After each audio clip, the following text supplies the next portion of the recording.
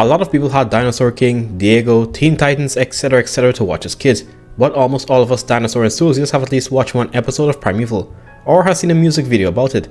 Not saying the previous shows aren't good because few things can beat the original Teen Titans, but before the show Primal, there was Primeval for those of us born between the year 2000 and 2007.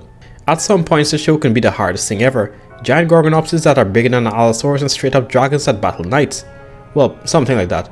But then there's the more I want to set myself on fire after seeing it type of creature. Giant mantis-like insects that take over Earth, all the way to Hellspawn from the future that wiped out humanity despite us outnumbering them like 50 to 1.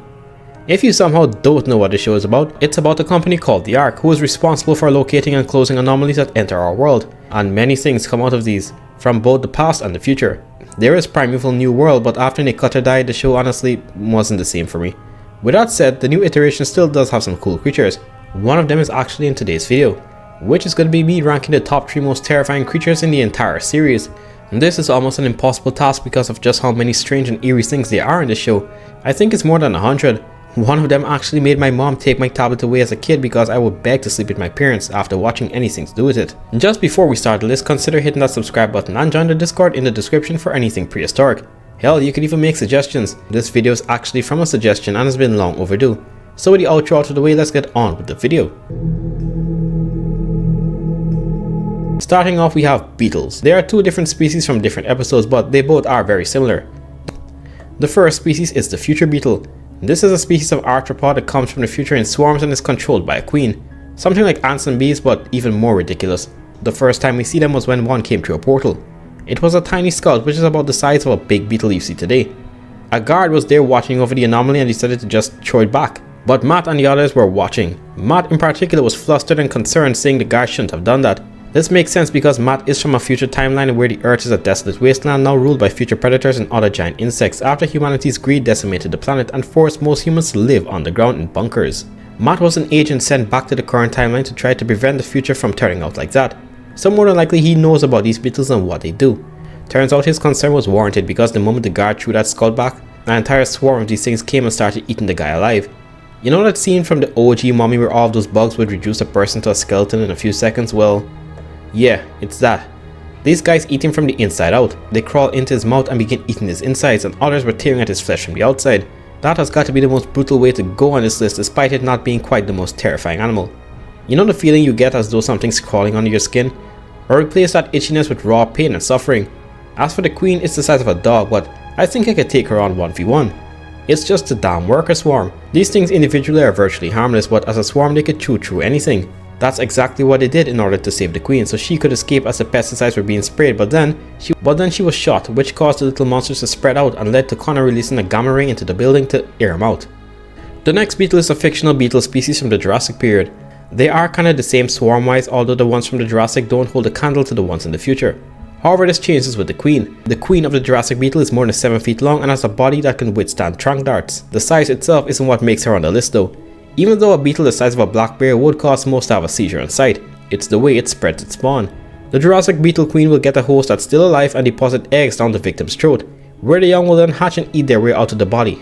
Sometimes the host is dead during the incubation period, but most of the times they unfortunately have to live through the process. It's something similar to the tarantula hawk wasp, only more extreme. They did manage to remove the egg sac from the knocked out mechanic's throat, but if they didn't, that poor chap would have wished that he had played Russian roulette instead of this. I'm not really scared of arthropods because I had a pet tarantula.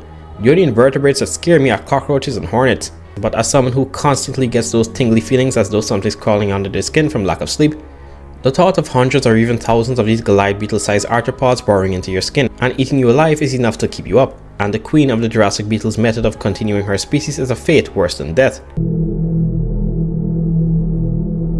Do you ever watch National Geographic or one of those BBC documentaries and see the image of a fungus taking over the bodies of an insect, basically controlling them to go towards an area with heat so they can grow out of it and die? Well, Primeval has a fungus like that, but on crack.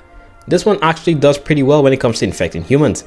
Lloyd goes through an anomaly and decides to take a look at some weird looking mold. This is something I don't really get, like those people who time travel to the past or the future. Why would you go around getting close to everything? If I was in his position, I wouldn't have even gone through the portal. But if I did, you best believe I turn into a germaphobe. When he gets close to the fungus, it releases some spores into the air and it infects him. But some also reached their way into the current timeline through the Anomaly, and again another fool wanted to pretend they're from Scooby-Doo and decided to touch it for whatever reason, which instantly caused him to get infected, where he then starts to cough repeatedly and green patches start forming on his skin. I mean, this thing spreads quickly.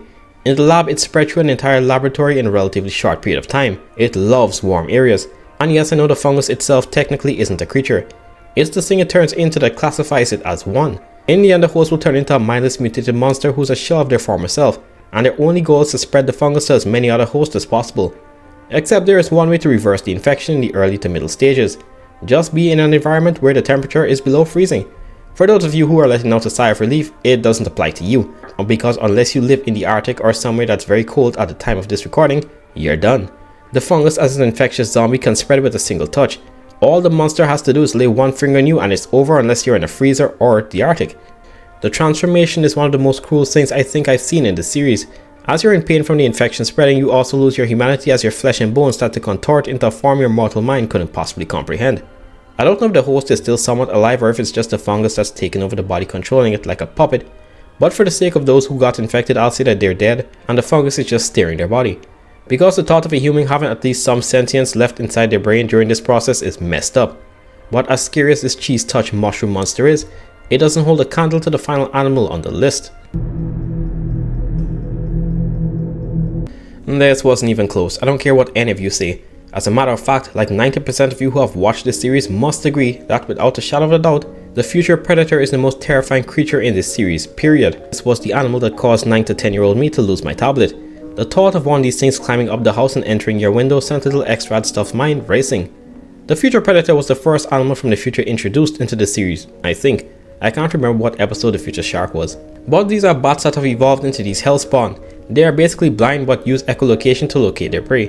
And they are terrifyingly aggressive and fast. Their fast reproduction rate is also an issue as well. They breed like rats. As a matter of fact, they are the most dominant species on the surface of the earth in the future after the fallout.